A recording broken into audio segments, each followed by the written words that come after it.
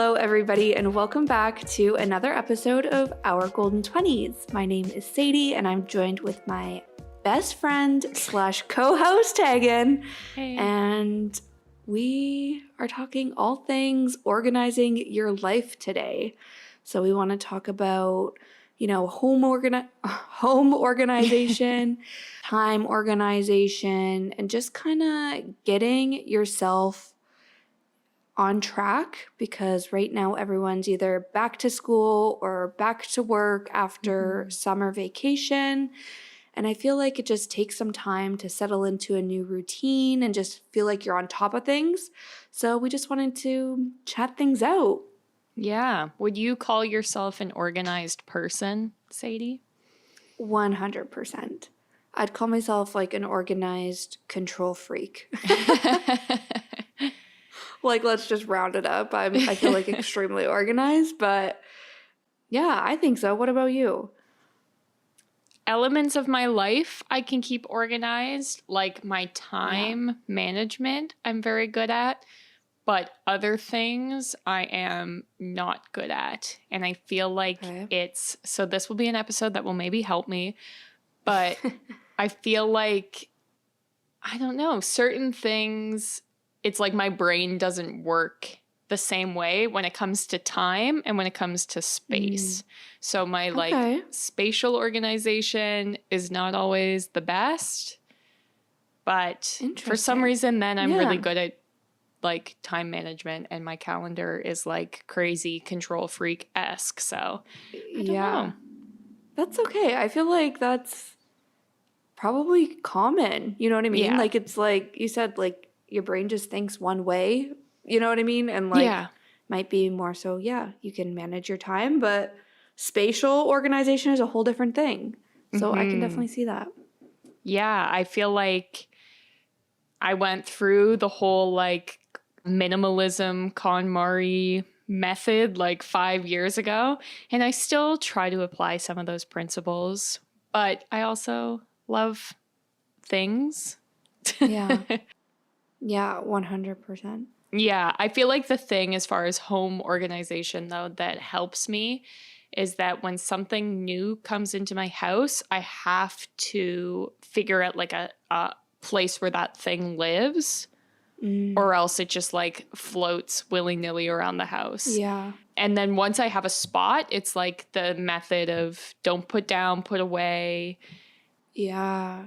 That kind of stuff, which is like basic, but that's the level that I'm existing at as far as home organization right now.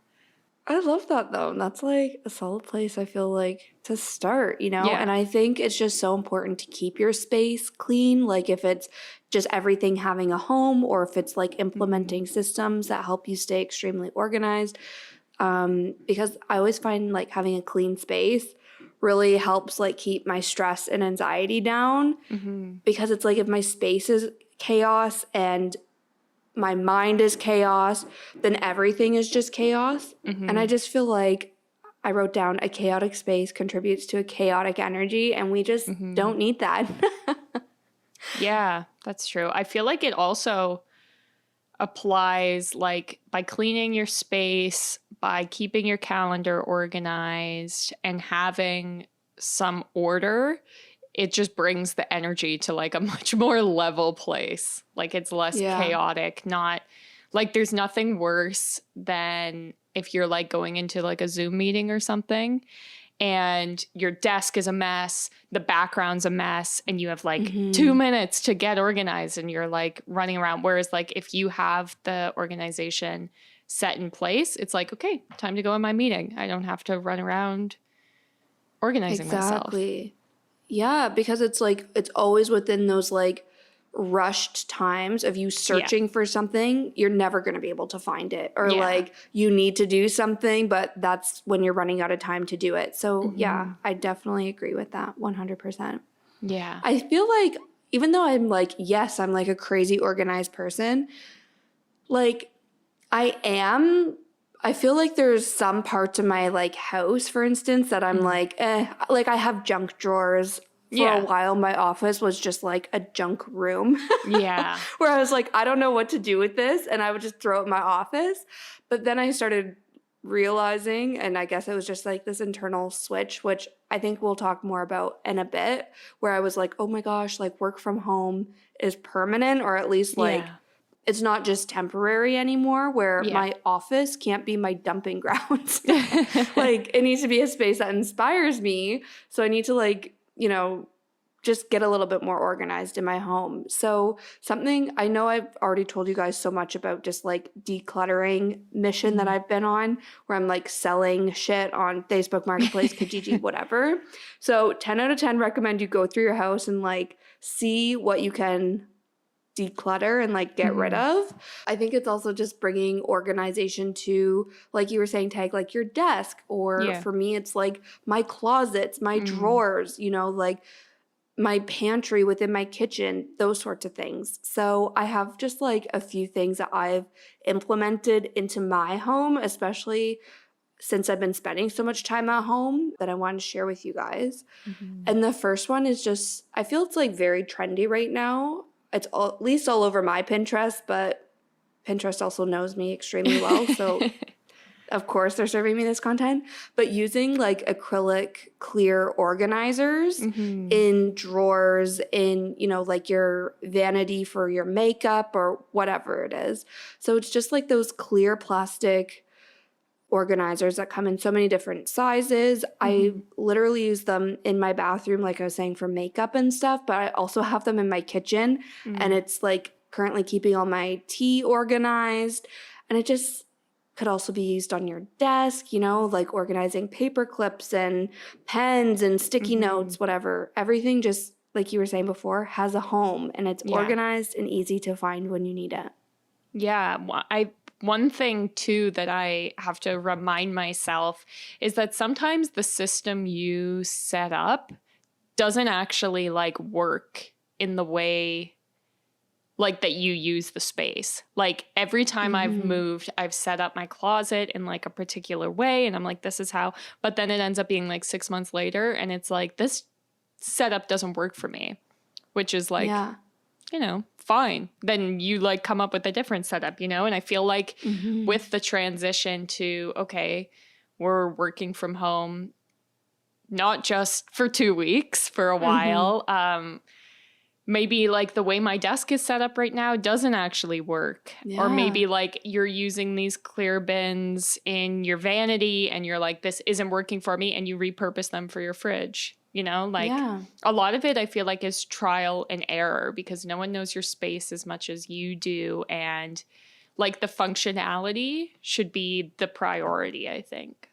Yeah, 100%. And I love that. Like, I feel like, especially if you've like just moved into a new place, like no need to rush to like organize everything and like you said, like determine exactly how it's going to be for the rest of forever. Like live in the space and like, adjust to how you need that space to work for you. I think that's such good advice.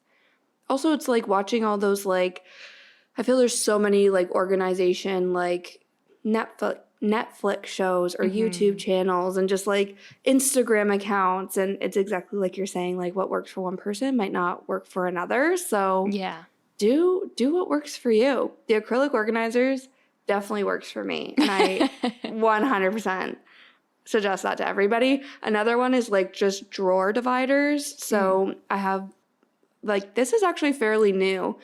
I got like a set of, I guess, fabric dividers from IKEA, and I put my clothes in them in my drawers, and it just helps me so much. Like something as simple as like keeping like my socks and underwear drawer, keeping socks and underwear separate. So, when I'm getting ready, I can find what I'm looking for. Or my pajama drawer was always like so chaotic, but I was getting so many like matching sets, I feel like that's like super in right now. So it was like just like folding things up and keeping them together in a way that it's like easy to find what I need, and just bring some, order to a chaotic life. Yeah. I feel like having a routine also helps. Like, if it's like, can be as simple as every night before I go to bed, I do all the dishes or I load the dishwasher. And it's like, it doesn't matter if the rest of your house is messy, but if you have those like little minor routines, it makes like a world of difference, I feel like. Totally. Yeah. I feel like this is like so mom talk of me, but like there's literally like daily, weekly, and like monthly chores that I do where I'm like, if I skip it 1 week, I'm always like so stressed Yeah. because it's, I don't know, I think dishes is actually a good example where it's like every night before I go to bed, I try to make sure my dishes are done because I know when I wake up in the morning, they're going to be sitting there if I don't do them before bed. Yeah. And I'm just going to add to them throughout the next day. And it's just going to build up. And then I'm going to be stressed out, you know? So I love that. And I think it's also just having like the discipline to make sure you're holding yourself accountable to actually doing them every day. And it's kind of that mentality of like showing up for your future self again. You know what I mean? Yeah, I'm like big like into cleaning TikTok for some reason. And there is something that I keep coming across that I really love that I wanted to bring up, which was the idea that like messiness is morally neutral. And so it's like if something's messy, you don't have to feel bad. You don't have to feel guilty. It doesn't make you a bad person because you're neither good or bad if your house is clean or dirty. And so like if you need a day and things are messy, that's fine. It doesn't make you a bad person. And then the next day, it goes both ways. The next day when you clean up, it doesn't make you a good person. Mess is morally neutral, especially when you're like living, working all from the same space. So I feel like you should be operating from the space of I'm doing this for myself tomorrow because I want tomorrow to feel good, not from a place of like guilt or fear or like, you know, make it a joyous occasion, blast some tunes and get to tidying. Yeah, exactly. And I also think you bring up such a great point where it's like, don't beat yourself up if like you don't have daily or weekly chores that you do. You know what I mean? Like, I think that's a great idea. Yeah. A great like way to think about it.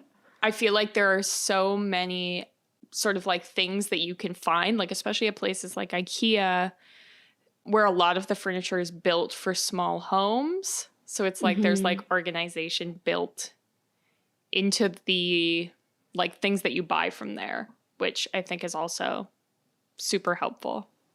Yeah, 100%. And I also love like the idea of like buying something that serves multiple like functions for you, you know, like you were saying, like kind of keeping things on the simpler side where you can or if you can, and just like that helping reduce clutter because, you know, I can't think of a really great example. I want to say something like maybe like a desk space or something, like if you don't have a big enough like apartment to have like just your desk set up all the time, like maybe you can repurpose that into like a dining space when people come over or something like that. You know what I mean? But I think that's also something, especially like IKEA does super well. Yeah. It's just like, something that serves multiple purposes. Yeah. Yeah, definitely. I honestly love IKEA for organization stuff, but I also have found so much stuff from Dollarama. And it's like, usually it's like a couple bucks. Like, I don't think their like organization stuff is $1, but it's never more than like $3. And I think actually my clear organizers that I was talking about are all from there. But also I have like baskets in my closets where I like organize like my cleaning supplies and rags and just like random stuff like that. And all of those are literally just from the dollar store. So definitely wanted to like put that out there. You do not need to spend a fortune or like totally like reinvent your space to bring some organization to it. Like there's so many small hacks that you can do to like bring a little bit more like, I guess, order to your day-to-day and then just help make your day-to-day a little bit more efficient. I love that. Yeah. And of course, like HomeSense and Winners too. Yeah. Huge, like, you know, they have so many like baskets and things, like super cute baskets that you can leave out as part of your home decor, not just like tuck away in a closet. Like you can get like super cute stuff that serves like a really great function. I feel like that's it on the home stuff. I just wanted to like get the idea out there how a chaotic space can contribute to your chaotic energy. And like, if you're someone who's like extremely stressed and anxious all the time and you're like, how do I like get a handle on this? Like maybe just take a look around your space and see if that's contributing or if there's a way, you know, you can help yourself out in some way. Yeah, I feel like it's, if you're a type of person who's like, I have so much to do, so much is going on, having a mess around you is like a visual to do. That's just like, no matter what, it's always in your face. Yeah. And so, yeah, definitely clearing your space can help with that. And it's less distraction too. Like outside of the, like, I have to, you know, tidy. If like there's nothing going on your desk except for your computer, like that's all you're focusing on. So. Yeah, exactly. That's such a good point as well. So let's talk, time organization. Yeah. This is something that I don't know why I would be good at this and not house organization, but I don't know. My thing is I have to write everything down. Like I go through notepads like crazy. I use my calendar on my phone, on my computer. I have like wall calendars and I just go balls to the wall for writing down every minor thing. Yeah. I think that really helps me too. And it's similar to what you were just saying about bringing organization into your home is once I have things written down, I can create an action plan. And when I know there's an action plan, I can focus on just one thing at a time. Right. And we've talked about how I'm like over the top when it comes to like planning my week. Like I sit down with my agenda every weekend and plan out the upcoming week. But that helps me so much because I know, you know, like, yes, I need to do laundry this week, but I know I'm going to do it on Wednesday. So I'm not thinking about it on Tuesday, you know, and I can really just focus on, I don't know, getting groceries or whatever Tuesday's errand is. I can just like focus on that because everything else has a spot in my agenda some other time that week. Yeah, I love the idea of it being part of a routine. Like for me, I use my calendar, like I check my calendar 80 times a day because it's now a part of my routine where if any new thing comes up, before I do anything, I put it in my calendar. And if something comes up, someone's asking, are you available at this time? Before I say anything, I check my calendar. And once that becomes your routine, it takes a lot of like the mental power, the decision making out of it, which is why I think I love it, is that it's like it's not on me. If I'm available, it's either in the calendar or it's not. And I don't have to try and remember, what am I doing Saturday? I don't know. Did I talk to that person? You know, like it's all laid out black and white. And like you can kind of set up your calendar however you want. But I set it up like that I can see my full day and I see how much time things are taking up also, which I feel like can help, you know, with prioritizing what I want to do. And, you know, if I have enough time to be doing things people are asking, I can like visually see, oh, I only have 1 hour off. Probably not enough time to do that day. Yeah. And yeah, I just feel like nowadays there's so many resources that are built into everything. Like everyone's computer and phone has a calendar, and like my calendar reminds me 10 minutes before a meeting, can set like automated reminders for little things like this subscription or your rent's due. And it takes the pressure off of you and makes life easier. Yeah. Tag, do you put both your personal and work stuff into the same calendar? Or how do you kind of manage work versus like just life? Yeah, calendar? I use Google. So I have like my personal Google account that has my personal stuff. And then I have my work Google account that has all my work stuff. And so if there's something that for some reason is crossing over, I will invite both accounts, but I treat them as two separate like things. And then I can set it like on my phone, I can set it so that I'm seeing both calendars at the same time. I can set it so that I'm only seeing, you know, my personal stuff at the same time. And yeah, like I have set on my work calendar that if anyone requests a meeting outside of my work hours, it gives them a notification that that's outside of my work hours.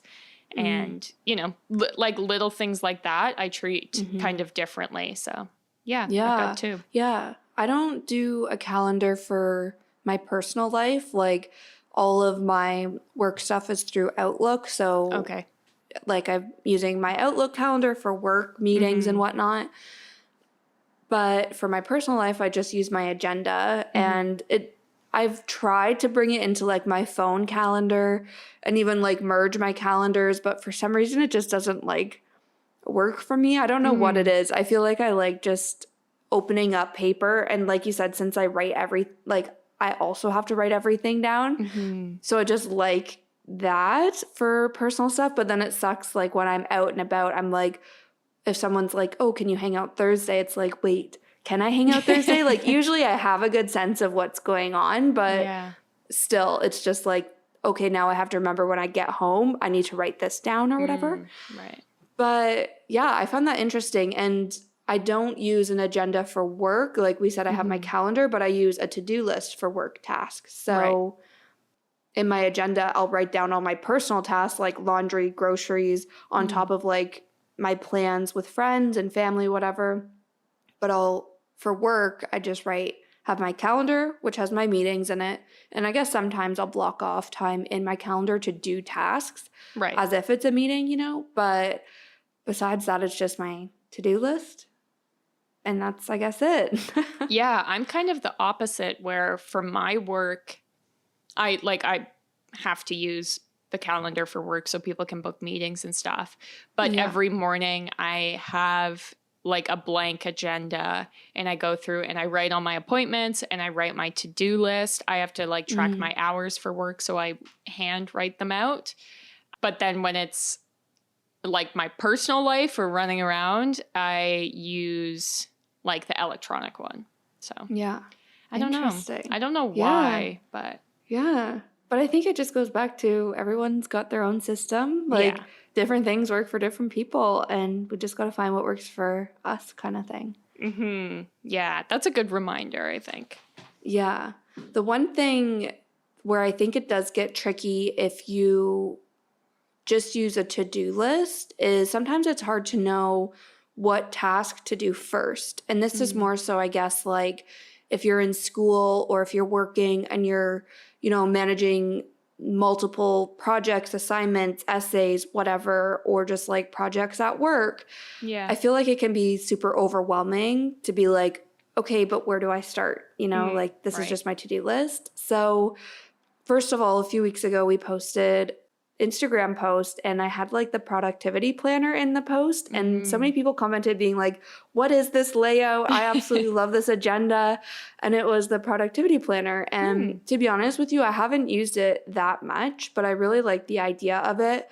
And the idea is there's only so much time in a day. You can't tackle your entire to-do list in one day. You need to prioritize your tasks. So it's things, you know, taking into account what's the most important task of the day. So that's a lens I always put on my to-do list, even if it's outside of the productivity planner, and also like the urgency of it. So if it's something that needs to be done for tomorrow, obviously I'm going to work on that before something that's due 3 days from now or whatever. Yeah.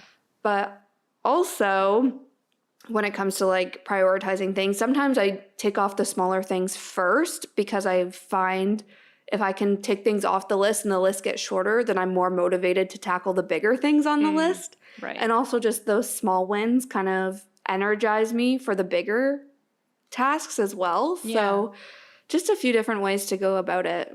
Yeah, I sometimes, if I have something that, obviously, like this won't work if it's like, this project's going to take 8 hours and it's due tomorrow. Like, you just have to do the project. Like, yeah. But if it's like, here's this thing, it's going to take you 3 hours and it's a big pain in the butt. Sometimes I like to do it as like the first task when I'm back from lunch. Because then I feel like I've had like a break from work. I've got food. I'm re-energized. I'm like, okay, let's go. And I'm like I can't tackle this first thing in the morning. I'm not a morning person. It's going to take me like twice as long, you know.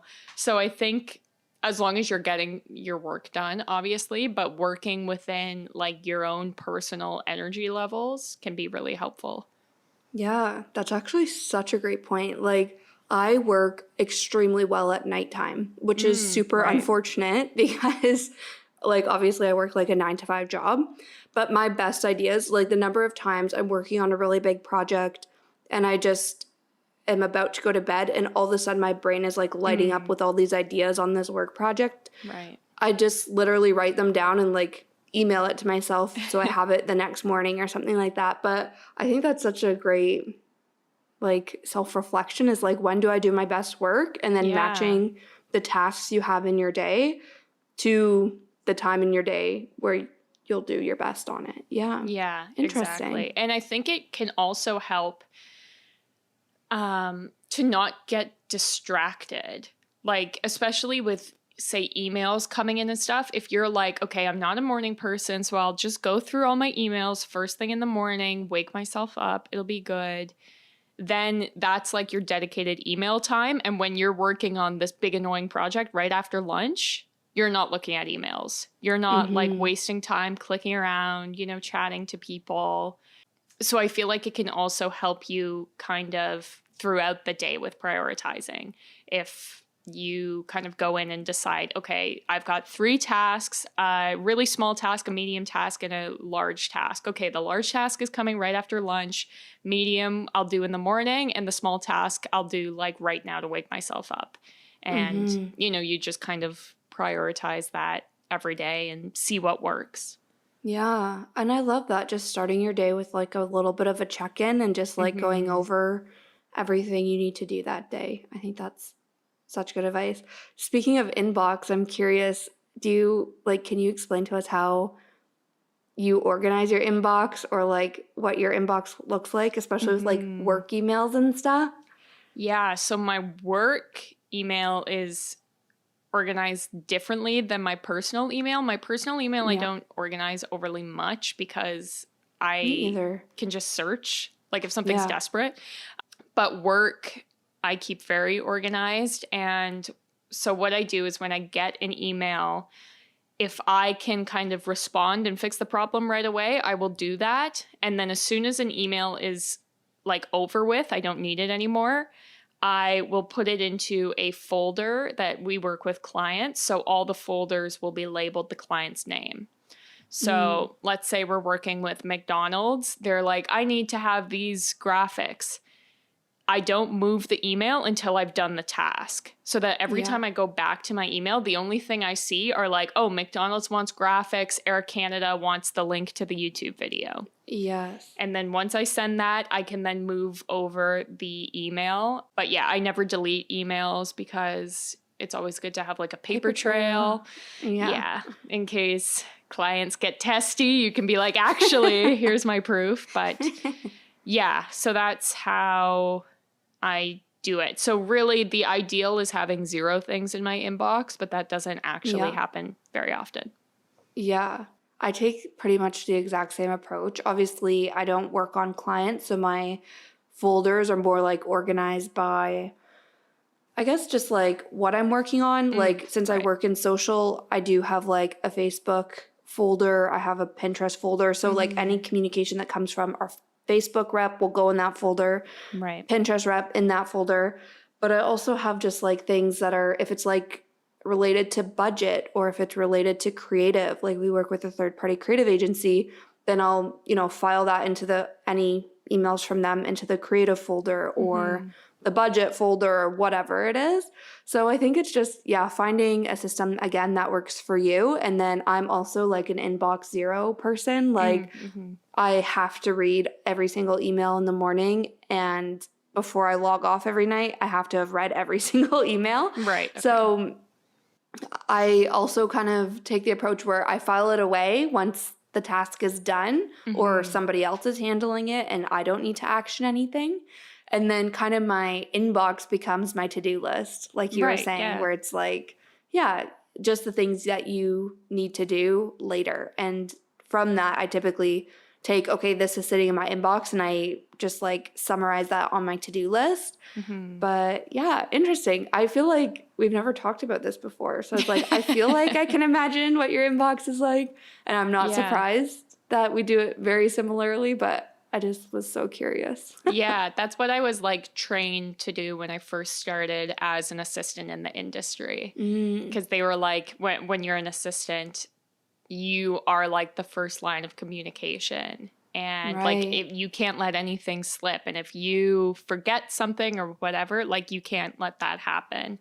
So it's just basically a system so that every time you look at your inbox, you see what you have to do. You make sure you're not forgetting anything. And, you know, you're getting stuff done. Yeah, I feel like I wasn't trained on that, or like in my first job, like email etiquette and just like inbox management in emails is like a task you don't learn in school. Yeah. And then it's something like my boss didn't like teach me, but one of my coworkers at my first job, I kind of looked at how she organized her inbox. And at the time I was working just like general marketing. So I had a folder for social media, a folder for the website, a folder for store signage, a folder for sales. And it was kind of broken down that way. And then when I changed jobs, I was like, okay, like just kind of got a sense of all the different departments and teams that I worked with and then organized things that way. And then I remember someone, like one of my coworkers started working. This is again at my second job, but it was her first full-time job. And I became the person who she looked to. Like we sat literally right beside each other, shared a desk, and she was like, can I just see how you organize your inbox? Because I have no idea where to start. Right. So I think it's just one of those things you don't even think about until all of a sudden your inbox is chaos and you're like, wait, how does one do this? Yeah. It's like as soon as you start using it and there are like actual stakes involved. Like even I think about like my Facebook Messenger for my personal account is just like, yeah, whatever. It's like you answer your messages, whatever. But then as soon as you're running like a Facebook account, you like organize that, you know, like it's different uses. So like the, you know, functionality is the most important. Yeah, 100%. Cool. That was like a whole rant that we didn't even plan for, but I was thriving. I just like love talking about organization. So this is like getting me so pumped up. The one thing I did want to mention right before we started recording, I was telling Teagan how I'm feeling like a little off lately and just like not super myself. And I don't know where I read this. I was like trying to find it for this episode, but I've been reading a little bit about how, first of all, how important it is to have like balance in your life. I feel like that's nothing new. Making sure you're not working like insane amount of hours and then not giving yourself enough time just to like live and enjoy life. So that's not new. But the whole idea of like free time, I feel is something that's been like top of mind for me, and how much free time is good versus how much free time too much free time can start to like negatively impact your mood and your productivity and whatnot. And I feel like I want to just like bring this up because I feel like COVID is just such a weird time and we're not really in lockdown anymore, but it's still, you know, our lives aren't full swing again. And people are maybe having a lot of free time or, you know, they're not commuting anymore. So that frees up time in their just like everyday routine or something. And I find for me personally, the whole idea of there being such thing as too much free time is what's kind of contributing to my current like funk, I guess you could say. Yeah. So I was reading this article and it was saying how studies, I love that. It's always so generic when you just like generalize it, but studies were showing how well-being was closely tied to how much free time a person has in a day. And it was around between 2 to 3.5 hours of free time a day. Well-being was kind of like at its peak. And then the more free time people had, up to 5 hours in a day, they were claiming their well-being was going down. So I think about, you know, if I stop work at 5 p.m. somebody who, this is maybe just me having life chats and trying to hype myself up right now. But if I'm someone who stops working at 5 p.m. and then I live alone, I'm not going out that much, or at least not every single night. And then I go to bed at 11:30 at night. That's 6.5 hours in the evening. That is technically just free time. Yeah. And I feel like lately I've been, you know, keeping like errands and whatnot on the weekends and like trying to, you know, do stuff that way. But through the day, all I'm doing is working, and then I just have all this free time. And it's like, well, no wonder I'm not feeling extremely energized or extremely productive or extremely like, I don't know, just like overall happy. Like I feel like it is starting to take a toll on just like my general well-being. Yeah. Having too much free time. Yeah. I feel like anyone who's been unemployed knows that like all too well. Like I think it was in a book I was reading, like a fiction book, but the character I think was unemployed, and they were like, the amount of just like free time you have when you're unemployed is absurd, because you're, and I actually find it sort of similar when I was in school. Like you'd have class, say for like 3 hours a day, and then the rest is just free time. And it's like, what do you even do? Like it gets to a point where it's almost like overwhelming the amount of time you have so that you don't do anything. Yeah. And then it's like you're frustrated because you're like, well, you had 6 hours to do stuff yesterday and you watched Netflix. Like, but it doesn't.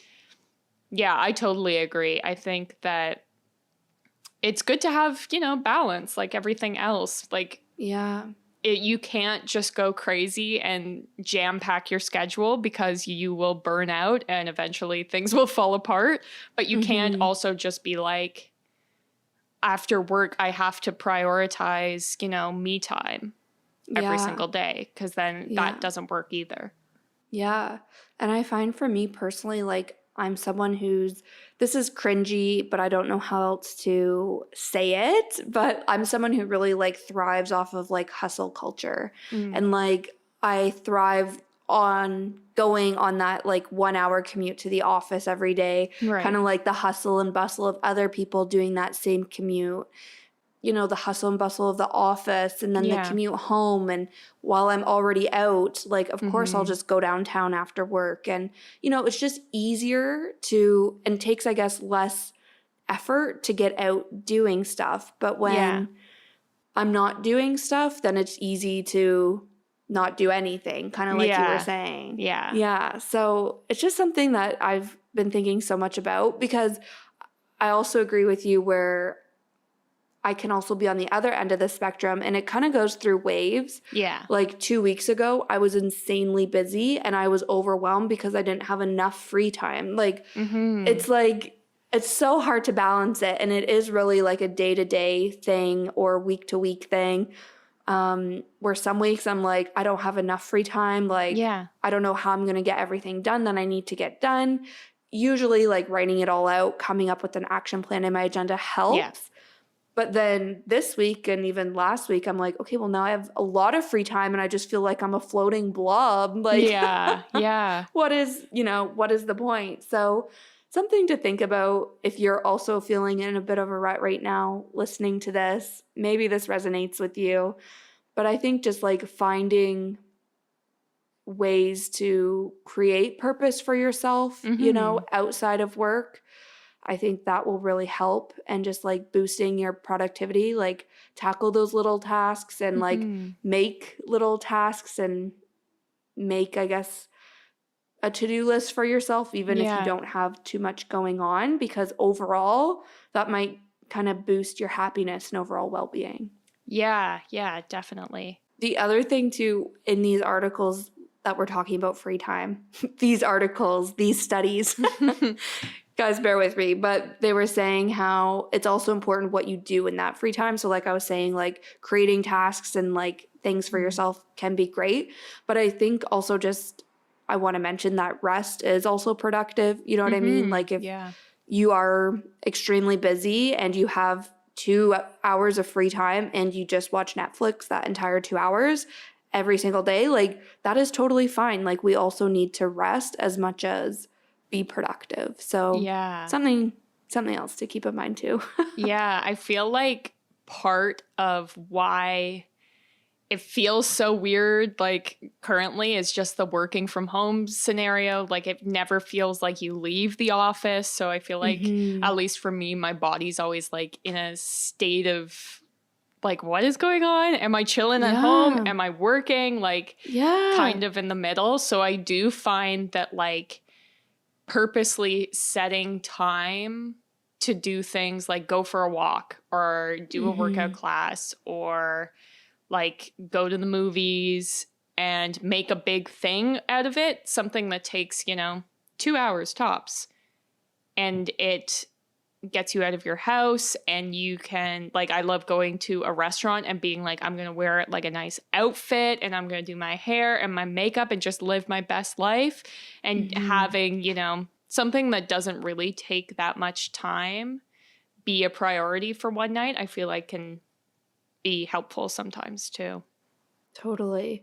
And I think that's maybe where my whole like kind of headspace has been lately is like realizing that work from home is here to stay. Yeah. And what really sold the deal on that for me and like flip that internal switch was my office. They're going to like go to like a hoteling of desks situation. So we're not Right. just going to have our own desks. So we had to go to the office. I went this week and clear out all your stuff because you're never going to have a permanent desk anymore. Right. And it was just like that email came out a few weeks ago, where you had to schedule a time to go clean out your desk. And then this week I went and I cleaned out my desk and I was just like, so you're telling me that like you said, I just feel like I'm like floating where I'm like, am I just chilling at home? Am I Yeah. actually working? Like this is here to stay. You know what I mean? So like Yeah, I need to exactly. find a way to keep myself motivated, to keep myself hustling, keep Mm-hmm. myself thriving because going to an office 5 days a week, like probably isn't going to come back. And I feel like that's for a lot of different industries.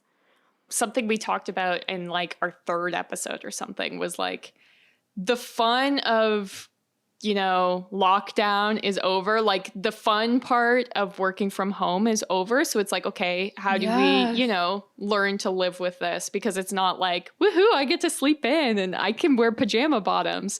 Now it's Yeah. like, this is a new way of life Mm-hmm. and you got to make the best of it.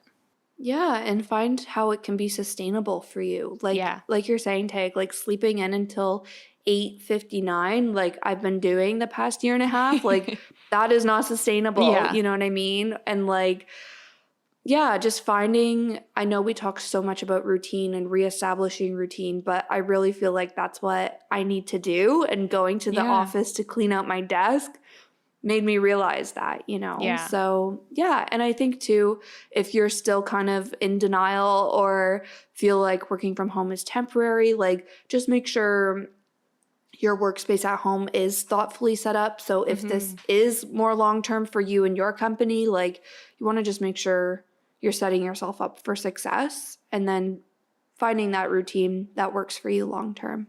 Yeah, one thing that I think is really important too with working from home as far as routine goes is having a logging off routine. As like just like how you have a getting ready routine in the morning, I do a thing which is maybe psychopathic, but I close my laptop and I put it on a bookshelf like it's a book. And then it's like work is done because the I laptop is on love the that. bookshelf. Because it's not Yes. like taking up space and it's not open and dinging. It's like done. And then I open it up the next morning for work and it's, Yeah. not like your work's just sitting in your living room all day, every day. Yes. 100%. I love that. I make sure my laptop is always on my desk at the end of the day, but Yeah. I don't use my desk for anything besides to work. So I'm like, as long as it's all just consolidated in that one space, it's not on my dining room table, even if I Yeah. worked from the dining room table that day, like, yes, there's clear end to the day, but I think Yeah. that's good. And I always tidy my desk at the end of the day too, because Nice. since I'm not a morning person, I'm like, the last thing I want is to wake up tomorrow morning, roll into, work, and my desk is total chaos. And it's Right. just like setting me up for a bad start to the day. So, yeah, I think that's The logging off routine. I love that. Yeah. Just as important as waking up and getting ready, I think. Yeah. So I think that is where we're going to leave it this week. Hopefully you got some good, organizational tips so you can, have a successful work life or school life. And we appreciate you listening to us every week. We put out a new episode every single Tuesday. So if you liked what you heard, make sure you are subscribed to us and you follow us so that you can see when the new episodes drop. We are on social media at Our Golden 20s. You can find us on Instagram, Facebook, Pinterest, TikTok, Spotify, and we have a Patreon, which is the best way to show your support for the podcast. We put out new episodes early there and we drop additional content as well. So thank you so much for listening. I'll see you next Tuesday.